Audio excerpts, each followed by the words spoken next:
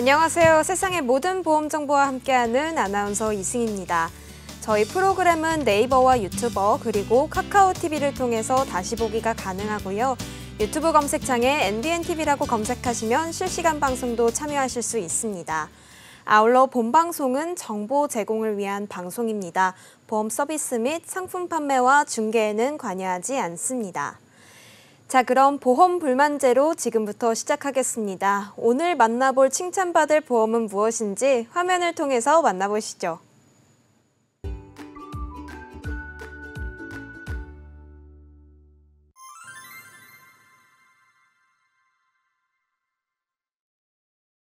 네, 이번에 만나볼 칭찬받을 보험은요, 바로 간병인 보험입니다. 이 내용은 배가름 전문가님께서 소개해 주신다고 하는데요. 어떤 내용일까요? 네, 요즘은 보험 시장의 활성화로 시청자분들께서도 3대 진단비나 수술비, 운전자 보험에 대한 중요성은 너무 잘 알고들 계시는데요. 저는 오늘 보험의 사각지대에 있는 간병인 보험에 대해 말씀드리도록 하겠습니다. 보통 사고를 당하거나 몸이 많이 아프시면 병원에 입원을 하시죠. 경증 환자는 간병인이 필요 없는 경우가 많아서 간호간병 통합서비스 병동을 이용하는 추세이고, 중대한 질병 환자는 간병인을 고용하거나 가족들이 직접 케어하는 것이 일반적입니다. 종합병원 같은 경우는 오랫동안 환자들을 입원시키지 않기 때문에 재활병원, 요양병원을 이용하거나 그 또한 여의치 않으면 가정에서 가족들이 돌보게 됩니다. 입원비는 개인이 가지고 있는 실손의료비 보험으로, 수술비나 질병으로 인한 병원비는 국민건강보험으로 어느 정도는 충당이 되실 겁니다. 그런데 간병 관련 비용은 국민건강보험에서도 실손의료보험에서도 보장이 안 되기 때문에 간병비야말로 보험의 사각지대에 있다고 볼 수 있겠습니다. 네, 맞습니다. 이 간병 비용은 다른 의료보험과는 다르게 좀 보장을 해주시는 곳이 없어서 이 보험의 사각지대에 있다는 말이 참 와닿는데요. 특히 요즘 최근에 매체들에서도 이 간병 비용과 더불어서 고령화 사회와 관한 이슈들을 좀 많이 다루고 있기 때문에 특히 간병 관련 비용에서는 많은 분들이 좀 관심을 가질 수밖에 없을 것 같습니다. 맞습니다. 현재 우리나라는 고령 사회이고 다가오는 2025년에는 초고령 사회가 된다고 합니다. 초고령 사회는 65세 인구가 전체 인구의 20% 정도가 되는 것을 말합니다. 표에서 보시는 것처럼 유병 기간도 2020년 기준 남자의 경우 14.9년, 여자의 경우 19.3년 정도이고, 간병 기간 또한 평균 22개월이라고 합니다. 그리고 맞벌이 가정이 보편화되고 1인 가구 수가 늘어나면서 몸이 불편하거나 돌봄이 필요한 경우가 생겨도 가족분들이 직접 돌보기는 어려워지고 있는 것이 현실입니다.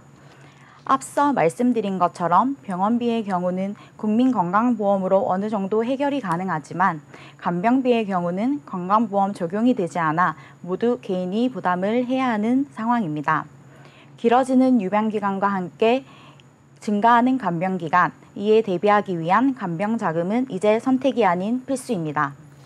네, 저도 노후 자금에 있어서 이 간병과 관련된 비용은 좀 준비를 해둬야겠다라는 생각이 드는데요. 특히 이 간병인을 고용하고 있는 경우도 요즘 많아지고 있는 추세라고 하는데 이 안에서는 좀 비용이 어느 정도 좀 소모가 되는지도 궁금합니다. 2023년 보건복지부는 일평균 간병 비용을 12만 2천 원으로 발표했습니다. 평균 간병비는 12에서 15만 원 선인데 12만 원씩만 계산해도 30일이면 한 달에 370만 원이라는 비용이 발생합니다. 이렇게 매달 큰 간병 비용 발생으로 1년 기준이면 5천만 원에 가까운 비용이 간병비로 사용되고 있는 실정입니다. 들어보니까 좀 적지 않은 금액인데요. 사실 미리 좀 준비되어 있는 분들은 괜찮겠지만 사실 이렇게 큰 금액을 좀 여유롭게 준비하는 경우는 현실적으로 많지는 않잖아요. 그렇기 때문에 그렇지 않은 분들은 좀 경제적인 부담을 느끼고 가족들이 직접 간병을 할 수밖에 없을 것 같습니다. 네, 그렇습니다. 짧은 기간 정도는 가족들이 간병을 하는 게 가능할 수 있겠지만 간병 기간이 한 달부터 길게는 3에서 6개월 혹은 그 이상이 된다면 가족 중 누군가가 일을 그만두고 간병을 전담하는 퇴직 간병을 하거나 그것 또한 여의치 않으면 간병인을 고용해야 할 수밖에 없습니다. 과거에는 당연히 간병은 가족 구성원이 직접 하는 거라는 인식이 팽배했습니다. 그런데 요즘은 어떤가요? 가족 구성원 수가 줄어들면서 가족들이 직접 병간호를 하는 게 쉽지 않습니다. 그래서 간병인을 구하는 경우가 점차적으로 많아져 입원 환자 10명 중 5명은 간병인을 구한다고 합니다. 사회자님 혹시 간병 파산이라는 이야기 들어보셨나요? 간병 파산이요. 뉴스에서 조금 접하기는 했지만 어떤 이유 때문에 파산이라는 단어까지 붙었는지는 잘 모르겠습니다. 어떤 의미일까요? 말 그대로 간병 때문에 개인 파산하는 것을 말합니다. 결국에는 간병에 드는 간병 비용이 문제인 거죠. 우리나라는 간병 인력 문제가 아니라 간병에 드는 비용이 문제라고 합니다. 비용 부담이 너무 커서 대부분 가족들이 나누어 간병비를 떠맡을 수밖에 없는 게 현실입니다. 계속되는 간병 비용을 더 이상 감당할 수 없게 되어 개인 파산을 했다는 내용을 뉴스에서 보도하기도 하고 또 뭐 연예인도 부모님 간병 비용으로 집 두 채 값을 지불했다는 이야기가 나올 정도로 간병비에 대한 부담은 심각한 실정입니다. 우리나라처럼 건강보험이 잘 되어 있는 나라에서 무슨 간병 파산이야 하시겠지만 100% 본인 부담을 해야 하는 건강보험의 사각지대에 있는 간병 비용, 미리 준비되어 있지 않다면 파산까지 이르는 게 현실입니다. 네, 이렇게 파산이라는 말이 나올 정도로 이 간병비에 대한 준비가 결국 현실적으로는 많이 안 되어 있는 것 같은데요. 그 비율이 좀 어느 정도 될까요? 간병에 대한 걱정도 많고 스트레스도 많은데 실제로 준비는 얼마나 되어 있을까요? 경제적인 준비 또는 민간 간병보험 준비 모두 10명 중 3명만 준비되어 있고 7명은 전혀 준비되어 있지 않습니다. 언제든 소화기의 필요성은 알지만 막상 정말 필요한 상황이 닥치면 제대로 준비되어 있지 않는 격입니다. 우리가 간병에 대한 걱정은 하고 있지만 그냥 걱정으로 남겨두고 대비가 되지 않는다면 알고도 준비하지 못한 본인들과 가족들은 간병의 늪에서 준비하지 않는 지금을 반드시 후회하게 될 것입니다. 네, 이 전문가님의 얘기를 들으니까 또 나와 가족을 위해서는 간병비에 대한 준비가 좀 필수적인 것 같습니다. 그렇다면 간병보험이 더욱더 필요할 것 같은데요. 간병보험은 대체 어떤 부분들을 좀 보장해 주는 건가요? 간병인 보험은 두 가지 종류로 분류되는데요. 간병인 지원 일당과 간병인 사용 일당 보험입니다. 둘 다 간병인에게 지급되는 비용을 보장해 주는 것입니다. 먼저 간병인 지원 일당은 간병이 필요한 경우 48시간 전에 보험회사에서 간병인을 신청하면 보험회사에서 간병인을 직접 파견해 주는 형태이고 간병인 사용 일당은 고객님이 직접 간병업체를 통해서 간병인을 고용해서 사용하고 추후에 그 비용을 보험회사에 청구하는 형태라고 생각하시면 됩니다. 네, 결국 사람이나 비용을 좀 지원을 해주는 것 같은데요. 하나씩 특징을 좀 자세히 알아보면 좋을 것 같습니다. 먼저 간병인 지원 일당부터 어떤 특징들이 있는지 설명 부탁드릴게요. 표를 보면서 두 가지 형태의 간병인 보험을 비교해 드리겠습니다. 가족 입장에서 간병인을 고용해야 할 경우 직접 간병을 해줄 수 없다는 미안함에 정말 잘 돌봐줄 수 있는 전문적인 간병인을 찾고 싶은 마음일 겁니다. 이런 고민을 조금이나마 덜어줄 수 있는 게 간병인 지원 일당 보험입니다. 간병인 지원 일당은 보험회사에서 간병인 파견 요청을 하시면 검증된 전문 간병인을 파견해 주는 것이기 때문에 간병인을 찾는 번거로움이 없다는 점, 또한 요양병원까지 간병인을 파견해 준다는 것이 장점입니다. 하지만 간병인이 파견되기 전 48시간 동안 간병인이 없는 공백 기간이 있다는 것이 아쉽고 갱신형 상품이기 때문에 보험료가 3년, 10년마다 오를 수 있다는 것이 단점입니다. 네, 먼저 간병인 지원 일당에 대해서 설명을 해주셨습니다. 이 부분은 사람을 좀 지원해주는 부분이고요. 장점으로는 뭐 번거로움이 없거나 또 편리함이 생기는 부분들이 있겠지만 단점에 있어서는 금액적인 부분이 좀 오를 수 있다. 이런 부분까지 설명을 해주셨습니다. 그럼 다음으로 이 간병인 사용 일당도 어떤 특징 그리고 장단점을 가지고 있는지 좀 알아보고 싶은데요. 설명 부탁드릴게요. 네, 이에 반해 직접적으로 고객이 원하는 간병인을 고용해서 사용하고 그 비용을 추후 보험회사에 청구할 수 있는 것이 간병인 사용일당 보험입니다. 고객이 원하는 간병인을 직접 고용하기 때문에 대기 시간이나 공백 없이 간병인을 사용할 수 있는 게 큰 장점입니다. 갱신형과 비갱신형 상품으로 각자의 상황에 맞게 준비할 수 있으며 비갱신형 상품으로 준비할 경우 간병이 정말 필요한 고연령대에는 보험료 인상에 대한 부담 없이 간병인을 사용할 수 있습니다. 하지만 간병인을 직접 고용해야 하기 때문에 간병업체나 간병인에 대한 검증을 본인이 직접 해야 한다는 수고스러움이나 번거로움은 아쉬운 부분입니다. 또한 간병인 사용 일당은 정액으로 정해져 있기 때문에 물가가 상승한 경우 가입된 금액보다 초과되는 비용은 본인이 부담해야 한다는 단점이 있습니다. 네, 이렇게 사용 일당에 대해서도 좀 들어봤습니다. 결국에는 지원 일당의 장점이 사용 일당의 단점으로, 또 지원 일당의 단점이 사용 일당의 장점으로 이렇게 좀 교차가 되는 것 같은데요. 이 부분에 대한 비교 분석에 대한 설명 잘 들었습니다. 근데 저는 일단 이 간병인 보험이라고 하면요, 나이가 젊으신 분들보다는 좀 고령이신 분들이 조금 더욱더이나 필요할 것 같다고 생각이 드는데, 전문가님은 이 부분에 대해서는 어떻게 생각하시나요? 네, 충분히 그렇게 생각하실 수 있습니다. 그런데 간병인 보험은 꼭 고연령이 아니시더라도 병원에 입원했을 때 내 간병 때문에 가족들에게 부담을 줄까봐 또는 나를 돌봐줄 가족들의 여력이 되지 않을 경우를 대비해서 준비하는 보험이라 꼭 나이가 많아야지만 가입하는 것은 아닙니다. 1인 가구의 경우나 가족이 있는 20, 30대 분들도 가족에게 부담을 주기 싫거나 나를 돌봐줄 보호자가 없는 경우도 있어서 이런 경우 간병인을 고용하는 것을 고려할 수밖에 없습니다. 그리고 다른 보험들과 동일하게 가입 시기는 빠르면 빠를수록 저렴한 보험료로 가입을 하실 수 있어 요즘은 젊은 분들도 간병인 보험을 많이 가입하시는 추세입니다. 그럼 간병인 보험을 어떻게 준비하면 도움이 되실지 표를 보면서 말씀드리겠습니다.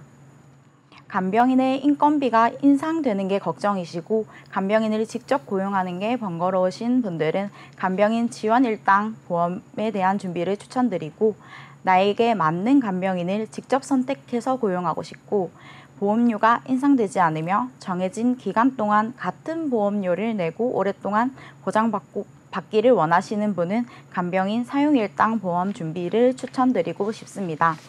네, 좋습니다. 상황에 따라서 어떤 보험을 선택하면 좋을지 추천까지 해주셨는데요. 이제는 필수가 된 간병보험에 대한 다양한 이야기를 알아가는 것 같습니다. 그렇다면 오늘 소개해주신 간병인 보험에 대한 총정리도 마지막으로 부탁드리겠습니다. 네, 보험을 통해 모든 문제를 해결할 수는 없습니다. 그렇지만 경제적인 어려움이나 가족의 장기적인 희생이 예상되는 상황에서는 반드시 미리 대비해야 할 필요가 있습니다. 간병은 누구에게나 닥칠 수 있는 현실적인 문제이기 때문입니다. 가족의 평화와 노년 생활의 질을 유지하기 위해서라도 반드시 준비하셔야 합니다. 보험회사마다 조건들이 다 다르고 개인이 처해 있는 상황에 따라 간병인 보험을 선택해야 하니 꼭 전문가와의 상담 후에 결정하시기를 권해드립니다. 네, 정리 감사합니다. 이 내용은 여기까지 알아보고요. 그럼 저희는 다음으로 만나볼 칭찬받을 보험 화면을 통해서 만나보겠습니다.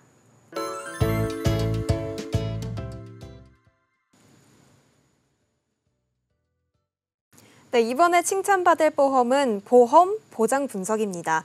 이 내용에 대해서는 김성애 전문가님께서 준비를 해주셨는데요. 어떤 내용 소개해 주실까요? 네, 다들 실비보험을 포함한 기본적인 보험을 가지고 있으실 텐데요. 하지만 대부분 사람들은 내 보험이 어떤 게 있는지, 어떻게 보장이 되는지 모르고 있는 경우가 많습니다. 혹시 사회자님은 본인 보험이 어떻게 보장되고 있는지 알고 계신가요?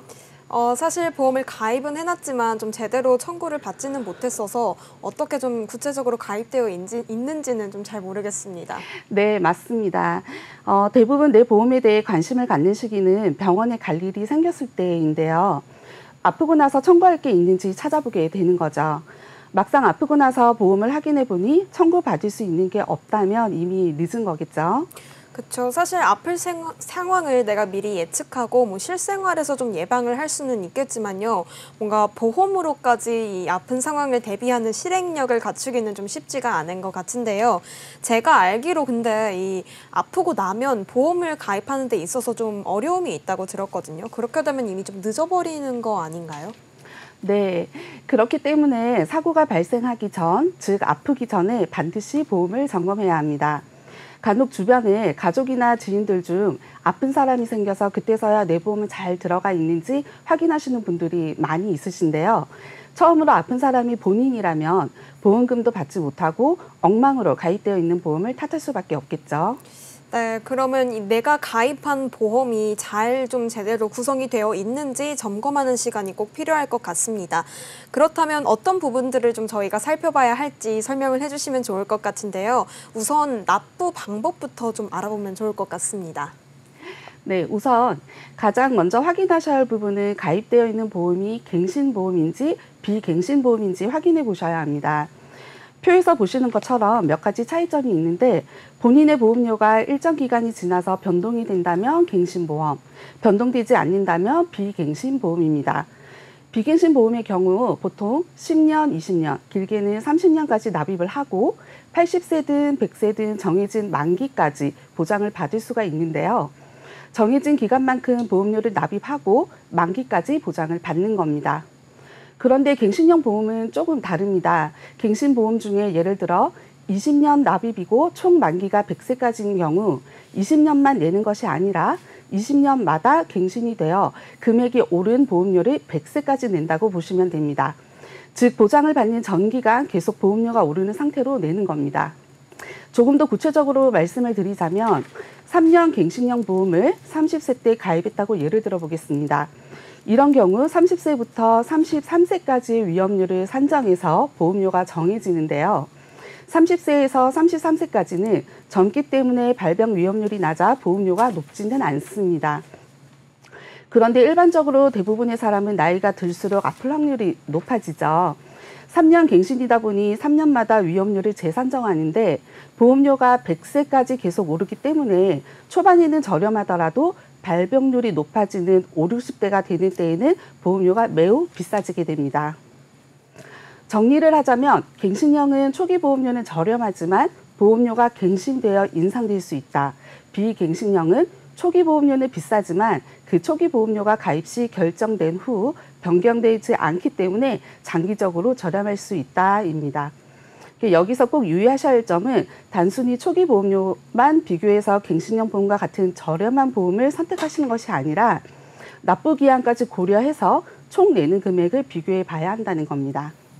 그렇군요. 근데 지금 제가 얼핏 좀 느껴지기에는 갱신형 보험이 일단은 초기 보험료도 저렴하다고 하고 또 근데 추후에 좀 갱신이 되는 상황을 좀 생각해 봤을 때 그래도 갱신이 그렇게 많이는 좀 안 된다고 좀 느껴지거든요.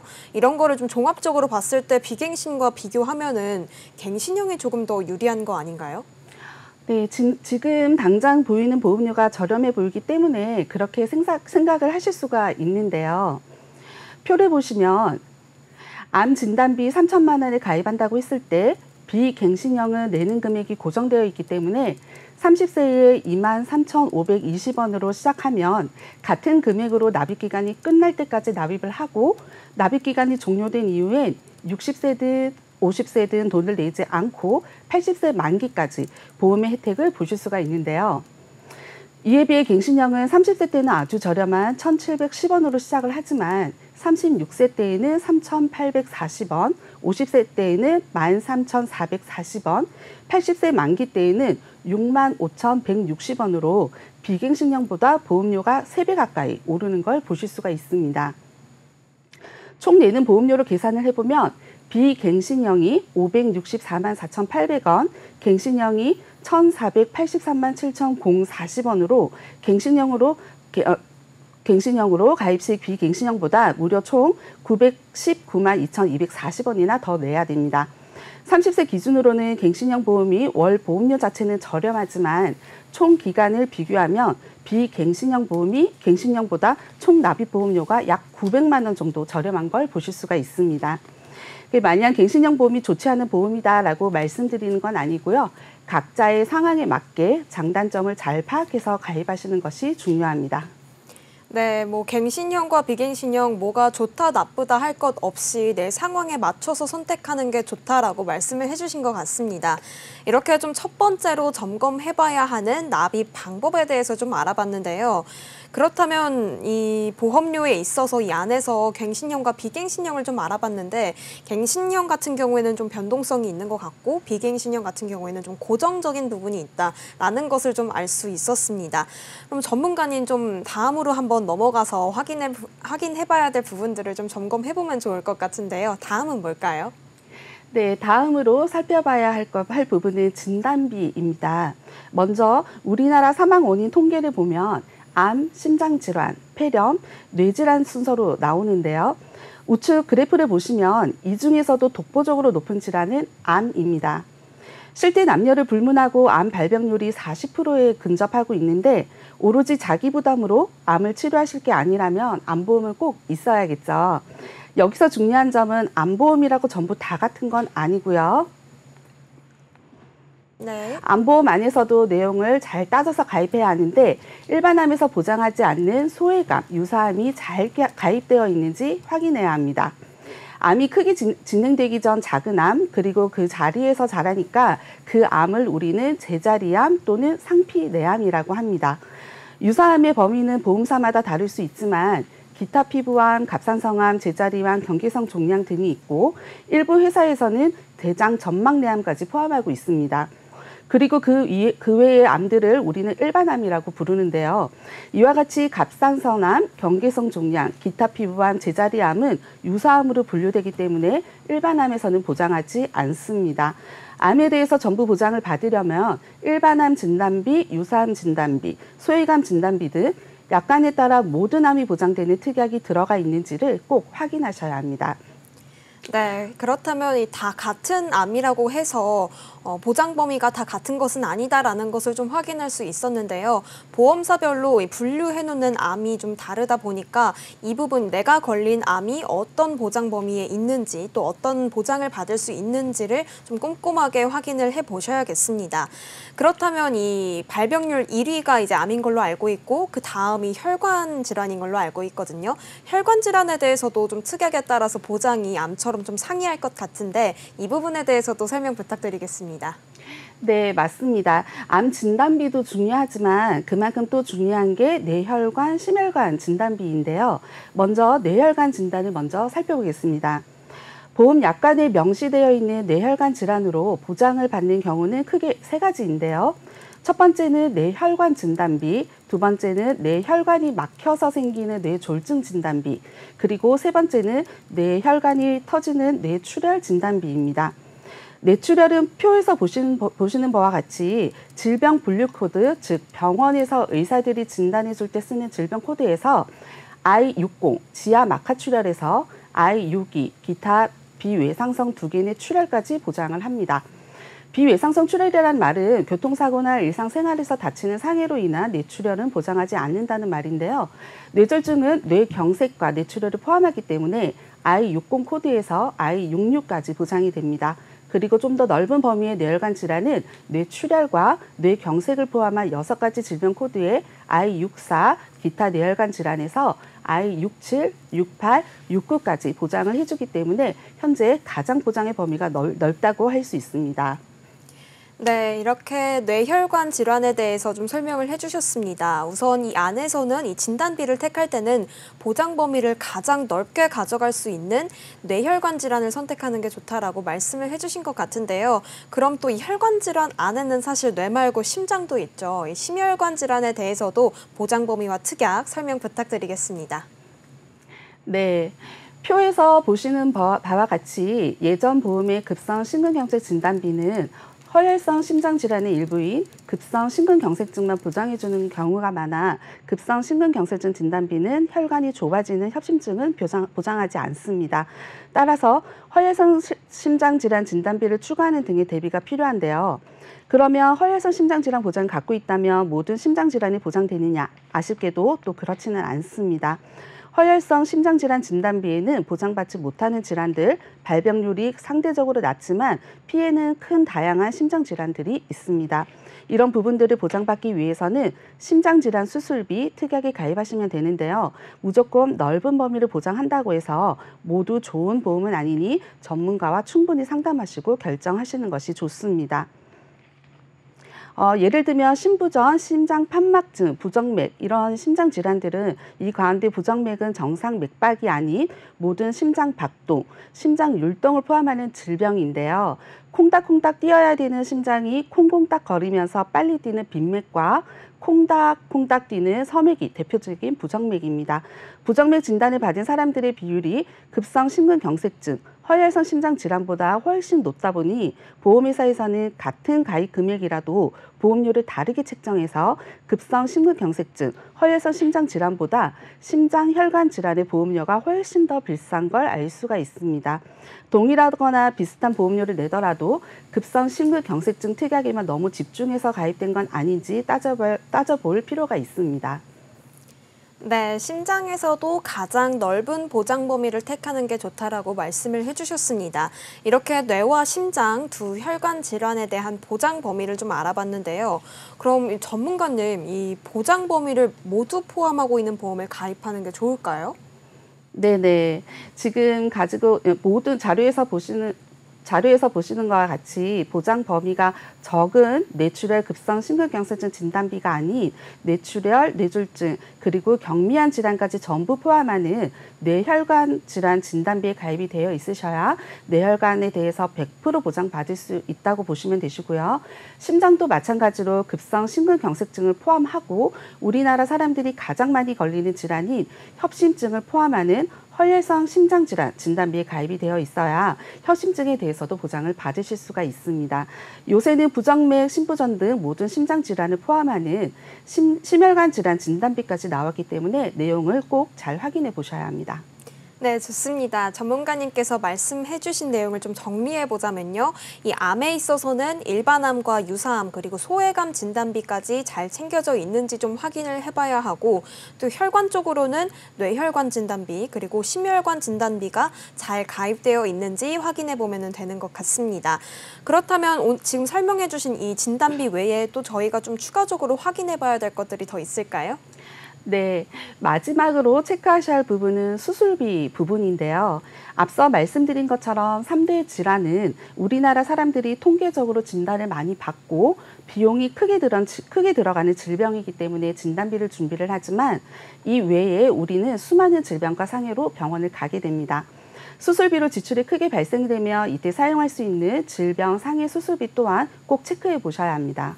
맞습니다. 저희가 사실 질환에 있어서 진단을 받고 그치는 게 아니라 이를 치료하고 또 수술하는 게 가장 중요하잖아요. 그래야 또 호전이 되고 보장도 더 받을 수 있으니까요. 그렇다면 이 보험을 점검할 때 이 수술비, 이 세 글자가 들어간 특약만을 가입하면 되는 걸까요? 수술비라는 단어가 포함된 특약은 굉장히 많습니다.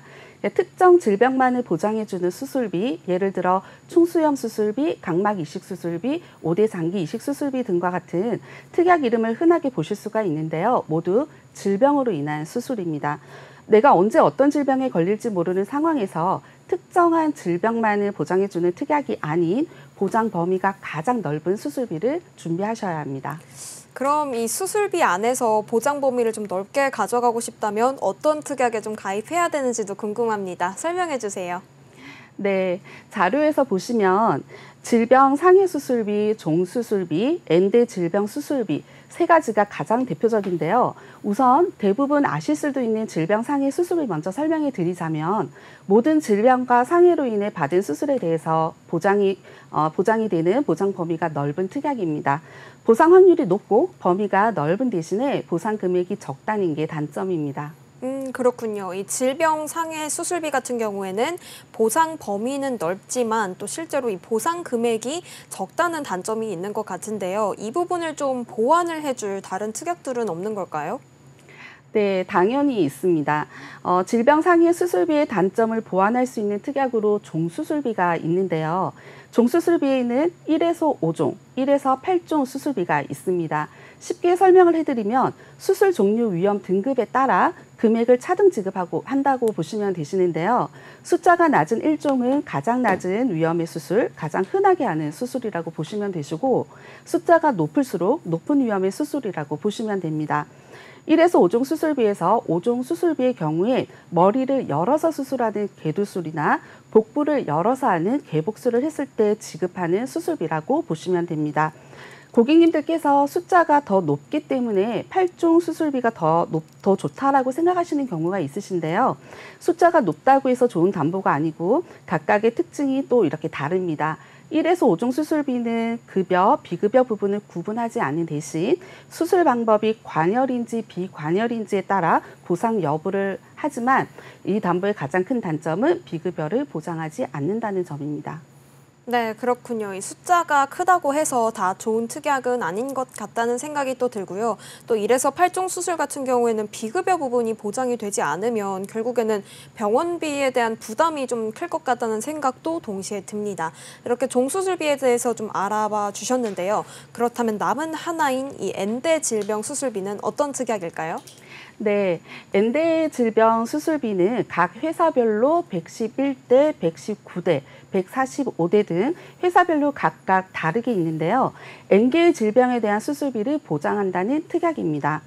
여기서 회사별로 N대의 범위와 고액 보장의 항목을 꼭 비교해 보셔야 하는데요. 가령 A 보험사는 췌장 질환으로 수술했을 때 최대 금액으로 지급을 하는데 B 보험사는 같은 수술을 했음에도 A 보험사 대비 2분의 1밖에 지급이 되지 않는 상황들이 있습니다. 이렇듯 겉으로 숫자가 크다고 해서 좋은 것이 아니고 숫자보다는 그 안에 담고 있는 범위와 금액을 비교해 보는 것이 굉장히 중요합니다. 그리고 N대 질병 수술비는 수술 종류에 따라 지급하는 종수술비와는 달리 해당 질병에 대한 질병 분류 코드에 따라 지급이 되기 때문에 수술 위험도가 높아 고액 보상이 필요함에도 불구하고 상대적으로 적은 수술비를 받게 됩니다. 그래서 단독으로 가입하시는 것보다 종수술비와 같이 준비해 주시는 것이 좋습니다. 네, 이렇게 N대 질병 수술비까지 좀 설명을 해주셨습니다. 세 가지 수술비 특약에 대해서 아주 꼼꼼하게 짚어주셨는데요. 결국에는 이 보장을 꼭 잘 확인을 해야 하고 꼭 잘 확인하는 동안 이 공백 없이 가입하는 게 중요한 것 같습니다.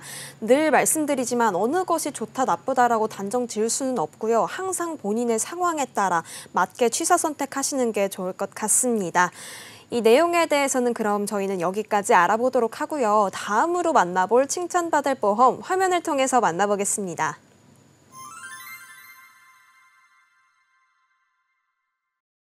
네, 이번에 칭찬받을 보험은 바로 운전자 보험인데요. 좀 많이 들어보셨을 법하지만 박미량 전문가님께서 다른 시각으로 좀 새롭게 준비를 해주셨다고 합니다. 어떤 내용들일까요? 네. 제가 생각하는 보험 가입 시 가장 중요한 점은 보험을 가입하는 시점에서 고민하는 것보다 보장받아야 할 시점에서 고민하는 것입니다. 그래서 운전자 보험을 준비하는 것도 최소한의 전문가 상담은 받아보시는 것을 추천드립니다. 혹시 MC님 검색 사이트나 동영상 공유 서비스에서 운전자 보험 관련 글이나 영상을 검색해 본 적 있으신가요? 사실 특별히 검색해 본 적은 없지만요. 그래도 좀 자주 들어봤습니다. 네, 그만큼 운전자 보험이 최근 들어 이슈가 되고 있어서인 것 같습니다. 현재 대한민국의 운전면허 소지자가 대략 3,400만 명이 넘는 상황입니다. 총 인구의 약 66%가 넘는 숫자인 거죠. 그러니 교통사고와 관련된 보험에 대해 한 번쯤은 제대로 상담하고 가입할 만 하시겠죠? 지금 당장 동영상 공유 서비스에서 운전자 보험을 검색해 보시면 많은 게시물들이 나오는데요. 운전자 보험 속지 마세요. 이대로 가입하세요. 필수 특약 몇 개 등등 결국 겁을 주거나 필요한 운전자 보험의 특약을 단정 지어서 설명합니다. 물론 운전자 보험을 가입하는 데 있어 기준을 잡아주는 건 좋지만 어떻게 대한민국 국민의 66%가 넘는 인구가 필요한 운전자 보험 특약이 똑같을 수 있겠습니까? MC님 지금 가지고 계신 보험이 나중에 어떤 질병이 발생하거나 사고가 났을 때 충분한 보험금을 받지 못하거나 보장을 제대로 받지 못한다고 한다면 속상하지 않으실까요? 너무 속상할 것 같습니다. 사실 내가 가입한 그리고 납부하고 있는 이 소중한 보험료가 헛되이 쓰지 않길 바라고 좀 꼼꼼하게 그렇기 때문에 가입을 하려고 했는데 그만큼 보상을 받지 못한다면 너무 아쉬울 것 같아요. 네, 맞습니다. 누구나 같은 생각이실 거예요. 그래서 지금부터 운전자 보험을 왜 가입해야 하는지, 운전자 보험 가입 방법, 중요한 고려사항, 담당자의 중요성 순으로 말씀드리겠습니다. 먼저 첫 번째, 화면에 보이시는 12대 중과실이라는 상황들이 있습니다. 시청자 여러분께서는 이 12가지 사항을 평생 모두 다 피할 자신이 있으신가요? 1. 신호위반. 차가 엄청나게 밀리는 출퇴근 시간에 의도치 않게 오지도 가지도 못하는 상황일 때 없으셨나요? 물론 꼬리물기 같은 걸 하지 않으셔야 되지만 완벽히 피하기는 쉽지 않습니다. 2. 중앙선 침범. 좁은 길목이나 편도 1차선의 혼잡한 도로에서 주정차되어 있는 차량이나 쌓여있는 물건들 때문에 중앙선을 넘어본 적 없으셨나요? 그 밖에 속도 위반, 끼어들기, 철길, 건널목 통과, 횡단보도에서 보행자 보호 의무 위반, 무면허 운전, 보도 침범, 승객 추락 방지 의무 위반, 어린이 보호구역 안전 운전 의무 위반, 화물 고정 조치 위반 등이 있습니다. 물론 음주, 무면허, 뺑소니 등의 잘못은 용서되지 못할 것들이니 보장되지 않습니다. 12대 중과실 교통사고로 인한 형사처분에 관련된 것들은 자동차 보험으로 보상받기 어렵습니다. 그래서 운전자 보험을 가입하는 것입니다. 하지만 운전자 보험은 형사처분에 관련된 변호사 선임 비용, 교통사고 처리 지원금 등을 지원받을 수 있습니다. 그러나 운전자 보험은 어디까지나 그 처벌 수위를 낮출 뿐이지 처벌을 피하게 할 수 있는 것은 아닙니다. 즉, 운전자 보험이 있다고 해도 운전에 주의하지 않아도 된다는 것은 아니니 주의 바랍니다.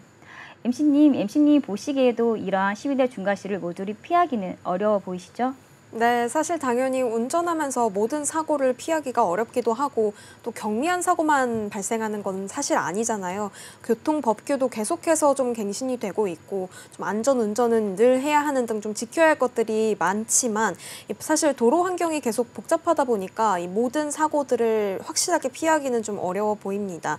특히 이 12대 중과실을 좀 소개를 해주셨는데 중과실이라고 좀 따로 표현을 하다 보니까 만약에 이를 어기게 된다면 좀 엄중한 페널티도 있을 것 같은데요?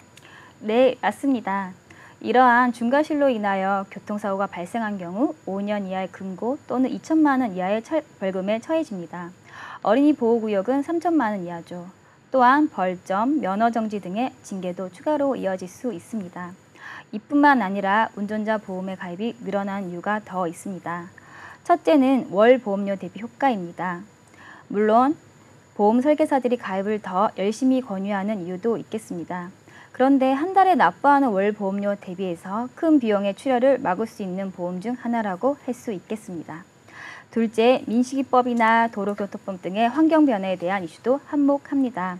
사회적으로 이슈가 되는 법을 악용하는 사례가 많아지면서 그 필요성은 더욱 높아졌습니다. 셋째, 물가 상승으로 인해 합의금 등의 사이즈가 커지고 있습니다. 10년 전 교통사고 합의금과 지금의 합의금 사이즈가 차이가 나는 것은 당연한 이치겠죠? 네, 그런 것 같습니다.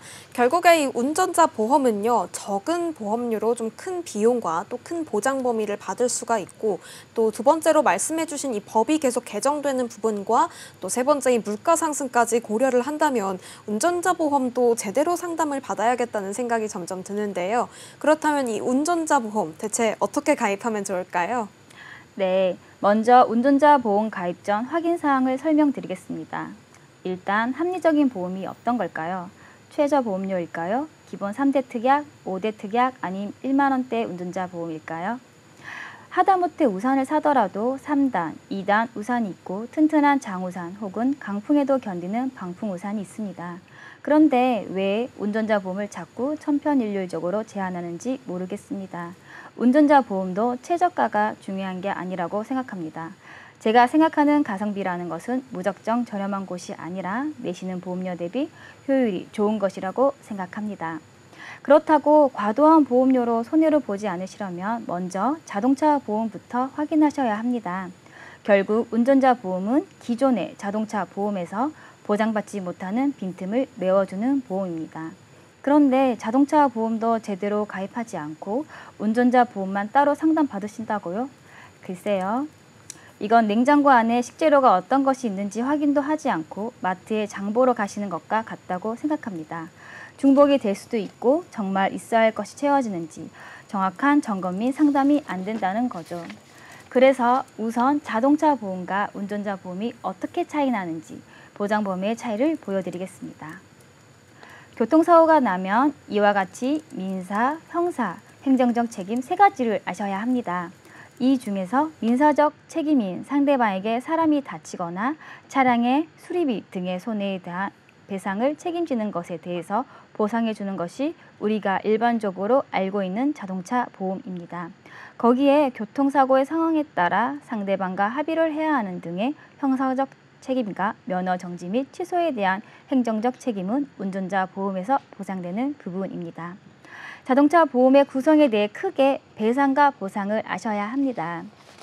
먼저 배상은 남에게 물어주는 담보입니다. 크게 대인과 대물, 즉 사람이 죽거나 다치는 것에 대해 물어져야 하는 비용이 대인배상과 차량 수리비 등에 대한 대물배상이 있습니다. 그리고 보상은 내가 보상받는 담보입니다. 보상에 관련된 담보에 내가 신체적으로 다친 것에 대해 받는 보상이 자기 신체 사고 혹은 자동차 상해 특약이 있습니다. 또한 무보험차나 뺑소니차에 입은 사상을 보상받는 무보험차 상해 특약이 있고요. 그 밖에 긴급 출동, 법률 비용, 상급 병실료, 상해 간병비, 자녀 피해 보상 등의 보상 특약들이 있습니다. 이 특약들 중에 빠진 것이 없는지, 충분한 가입 금액으로 가입되어 있는지 등을 반드시 확인하시고 운전자 보험 상담을 받으셔야 합니다. MC님, 벌써 자동차 보험 특약들만 봐도 복잡하시죠?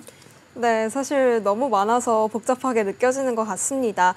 지금 운전자 보험 설명을 좀 제대로 듣기 전에 이 자동차만 들어도 알아야 할 것들이 너무 많은 것 같은데요. 전문가님께서 말씀해 주신 내용을 좀 파악을 해보자면 일단 자동차 보험이 좀 충분하게 가입이 되어 있는지 먼저 확인하고 운전자 보험을 그다음에 좀 잘 살펴봐야 한다는 말씀이신 거죠? 네, 맞습니다. 사실 자동차 보험만 해도 추가로 설명드릴 부분이 많습니다. 이는 다음에 기회가 된다면 더욱 자세히 설명드리도록 하겠습니다. 이러한 자동차 보험이 보상해주는 부분과 운전자 보험이 보상해주는 부분을 먼저 구분하셔야 과도한 보험료를 내시거나 필요한 특약이 빠진 채 가입할 일이 없어질 것입니다. 그럼 이제 운전자 보험 필요구상 3가지를 설명드리겠습니다. 앞서 보신 것처럼 자동차 보험에서 보장하지 않는 형사적, 행정적 책임에 대해 보상해주는 특약이 바로 최소한의 운전자 보험 구성이라 할 수 있겠습니다. 보험사별로 특약의 이름은 조금씩 다를 수 있다는 것 감안해서 들어주시기 바랍니다. 운전자 보험의 최소 필수 3가지 특약은 벌금, 변호사 선임 비용, 형사 합의금 3가지입니다. 벌금은 대물과 대인으로 나눠져 있습니다. 대물 벌금은 도로에 있는 가드레일 파손, 가로등 파손 등의 사고에 대해서 500만 원 한도로 가입됩니다. 그리고 대인 벌금은 민식이법 때문에 유명해졌죠. 스쿨존, 즉 어린이 보호구역 안에서 교통사고가 발생했을 때 만 12세 미만의 어린이가 상해가 있게 된다면 1년 이상 또는 15년 이하의 징역형에 처해지고 벌금형으로는 500만 원 이상 또는 최대 3천만 원 이하까지 선고받을 수 있습니다. 그래서 대인 벌금은 3천만 원 한도로 가입 가능합니다. 변호사 선임 비용은 현재 기준 5천만 원 한도로 가입 가능합니다. 여기서 조금 주의하실 점은 요즘 보험사에서 기존의 검찰 송치 단계에서 나오던 변호사 선임 비용을 경찰 조사 단계부터 보장된다고 해서 기존 운전자 보험을 깨고 새로운 운전자 보험을 가입하도록 권유하는 경우가 많은데요. 이건 실질적으로 교통사고의 형사처벌 과정에 있어서 정말 경찰 조사 단계에서 변호사 선임하는 것이 꼭 필요할까요? 이런 것에 대해 생각해 볼 만합니다. 예를 들어 제가 가해자 입장에서 피해자인 상대방과 합의를 하는 과정에서 아직 합의를 하거나 사과 및 선처를 구하지도 않고 변호사부터 선임해 버린다면 피해자 입장에서 어떤 생각이 들까요? 과연 이것이 합의를 원만하게 이끌어내는데 도움이 될까요? 물론 같은 운전자 보험에서 경찰 조사 단계부터 보상이 나오는 특약이 있다고 하면 나쁠 건 없겠죠. 다만 이것 하나 때문에 나머지 잘 가입되어 있는 운전자 보험을 통째로 해지하고 새로 가입한다면 오히려 납입 보험료의 비용적 측면에서 봤을 때 손해가 아닐까요? 네, 그런 것 같습니다. 지금 전문가님께서 지금 설명을 해주시는 이 운전자 보험에 대한 중요한 부분이 실무적인 측면까지 좀 보장을 해주는 것 같은데요. 오늘 이렇게 좀 운전자 보험, 자동차 보험, 그리고 보험 보장 분석까지 너무 중요한 내용들을 좀 많이 알아가는 것 같은데 어떤 부분을 좀 그래도 주의 깊게 살펴봐야 되는지 정리가 필요할 것 같습니다. 임기원 전문가님, 간략하게 오늘 소개해 주신 내용들 정리 부탁드릴게요. 네. 두 전문가께서 너무 설명을 잘 해주셨고요. 마지막으로 정리해 드리겠습니다. 내 보험이 갱신형인지 비갱신형인지 전문가 통해서 꼭 확인하셔야 하고요. 진단비도 안내심 그리고 넓게 가입되어 계신지 꼭 확인하셔야 합니다. 운전자 보험 같은 경우도 예전에 제가 가입했던 보험이 있어서 다 될 거라고 생각하지 마시고 가입 시기에 따라 법률이 계속 바뀌기 때문에 전문가 통해서 꼭 확인해 주시기 바랍니다. 이상입니다. 네, 정리 감사합니다. 오늘 정말 중요한 부분들 많이 알아가는 것 같아요. 내가 보험을 가입할 때 빠진 부분이 없는지, 꼼꼼하게 잘 보장을 받을 수 있는지, 어떻게 보면 기초가 되는 중요한 부분이기 때문에 이 부분에 대한 중요성도 잘 알아가는 것 같고요.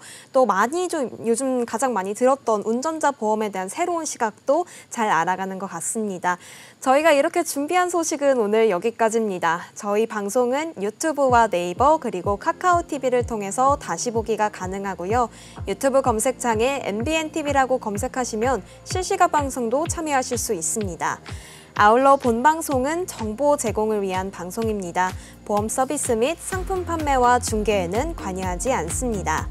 저희는 그럼 다음 이 시간에 또 찾아뵙겠습니다. 시청해주신 여러분 고맙습니다.